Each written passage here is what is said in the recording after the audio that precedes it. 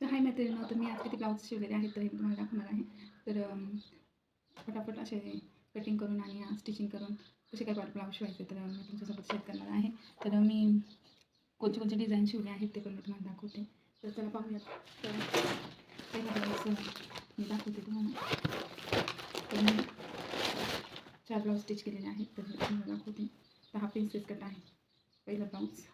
ह्याला मला असा षटकोनी आकाराचा गळा दिलेला आहे आणि छोटीशी अशी लेस लावलेली आहे. हा प्रिन्सेस कट असणार आहे. तर हा एक पहिला ब्लाऊज. दुसरा हा ब्लाऊज असणार आहे. तर हा पण प्रिन्सेस कट आहे. तर माझा असा शिवलेला आहे मी. हा कसा वाटतो कमेंट करून नक्की सांगा. म्हणजे मोठा हात धरलेले आहेत.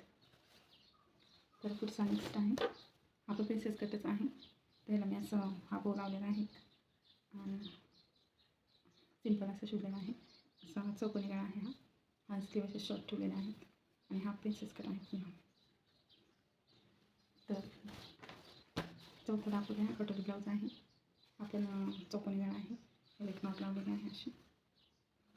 पूर्ण पाहू शकता असं कटोरी ब्लाऊज आहे हा.